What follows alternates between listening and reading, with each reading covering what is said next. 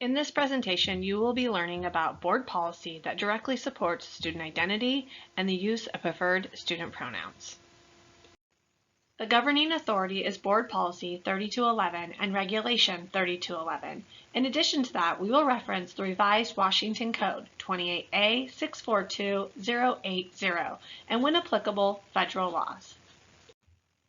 This glossary is written to help give people the words and meaning to help make conversation easier and more comfortable. The LGBTQIA+ people use a variety of terms to identify themselves, not all of which are included in this glossary. Always listen for and respect a person's self-identified terminology. Assigned sex at birth. The sex a person was given at birth, usually based on the anatomy or the chromosomes. Cisgender. A term used to describe people whose assigned sex matches their gender identity and/or gender expression. Gender expansive. A wider, more flexible range of gender identities or expressions than those typically associated with binary gender system. Gender expression. The external ways in which a person expresses their gender to the world, such as through their behaviors, emotions, mannerisms, dress, grooming habits, interests, and activities. Gender identity. A person's internal and deeply felt sense of being female, male, both, non-binary, gender expansive, or other, regardless of the gender assigned at birth. Transgender. A term often used to describe a person whose gender identity or expression, or both, are different from those traditionally associated with their sex assigned at birth. Transitioning. The process in which a person goes from living and identifying as one's gender to living and identifying as another. Policy 3211 can be found by scanning the QR code. Once you are there, navigate to Policy 3000, Students. Please take time to read the policy in its entirety. This policy helps us understand what we are to do for students as educators. Respect students' gender identity and expression. Address students by their preferred name and personal pronouns. Use a student's preferred name and gender pronouns during class, on seating charts, during roll call, on tests and assignments, and on other non-official school records. Change the student's name on official school records if the student provides the documentation of a legal name change. Change a student's official gender upon student guardian request. Before communicating with parents or guardians of a transgender student, ask the student how they would like you to refer to them when talking with their parents or guardians.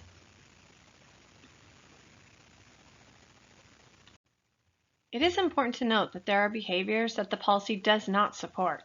As an educator, you should not be doing the following: intentional or persistent refusal to respect a student's preferred name or gender expression, revealing information about a student's preferred name, gender identity, transgender status, or legal name when not authorized or required to do so, refusing to let a student use the bathroom that corresponds to their gender identity, disclosing a student's transgender status to staff, students, or parents when not legally required to do so or authorized by a student.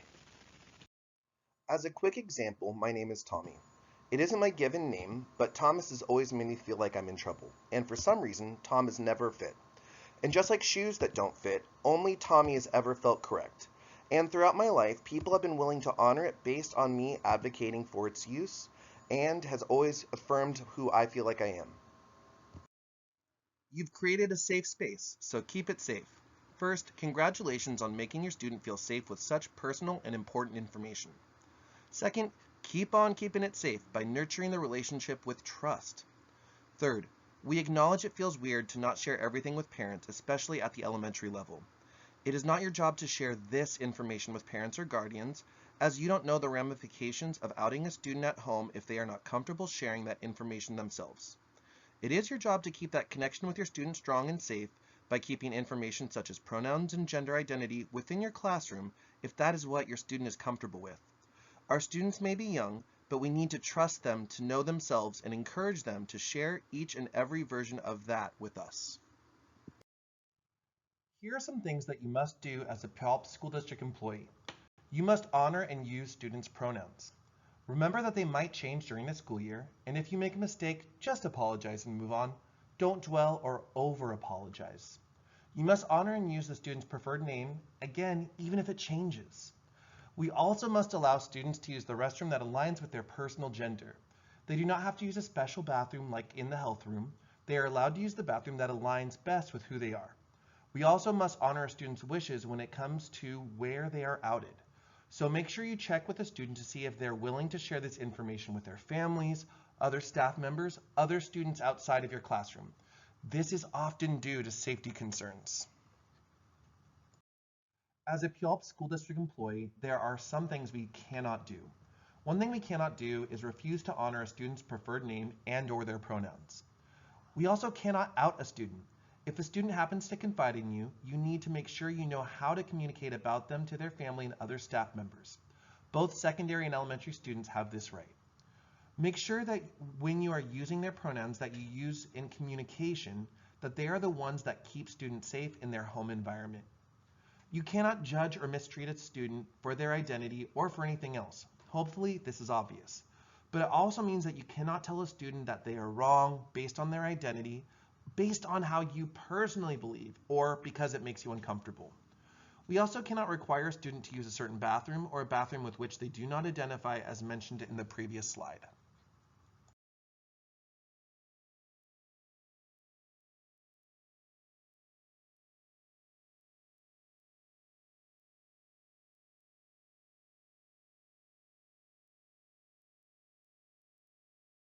Here are some things you should do, but you're not required to do.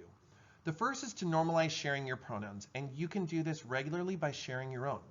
You can just do it when you're introducing yourself. Just part of saying your name, you can mention your pronouns right afterwards. You can also put it in your email signature so that everyone sees it when they receive communication from you.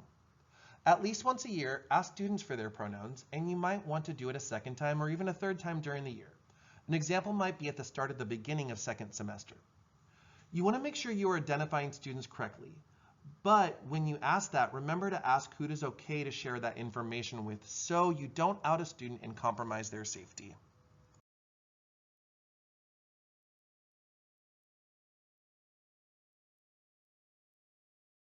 The following data is from the Glisson School Climate Survey of over 22,000 students. This first figure is the LGBTQ+ students' reports of staff and student intervention in negative remarks about gender expression. So that would be pronouns or names. And as you can see, over 58% of the time, almost 60%, staff intervened never. And only 30% of the times did staff sometimes intervene. Also from the Glisson survey, this is the percentage of LGBTQ+ students who experience discriminatory policies and practices at school. While most students experience one or more discriminatory policies, the single highest discriminatory practice was being prevented from using their chosen name or pronoun, which we know degrades the safe environment for students to learn and thrive in. This slide has a lot of information on it, but it breaks down specific discriminatory practices by year. When looking at the third data point down, we can specifically look at students reporting being prevented from using their chosen name or pronouns. What is important to note is that each year, the amount of instances of this prejudice is increasing besides 2019, with the most recent data point being the highest level of discrimination in 2021. Please continue to build a safe environment for our students by following our board policy to honor student self-identification. So how did the students in our district feel? We surveyed students from elementary school through high school and asked them to give us feedback, and this is what they said. Out of all the respondents, 1/3 of the students were concerned that a teacher or staff member would out them to their families. Take a look at some of the responses of our students in Puyallup when they were asked about what they wish their teachers had known. If you've ever questioned the importance of acknowledging a student's chosen name and pronouns, please know that what you do as a teacher impacts student lives in many ways and in ways that you may not even know. These are some of the answers that our students gave us when asked the question, why is it important to you that your teachers use your name and pronouns?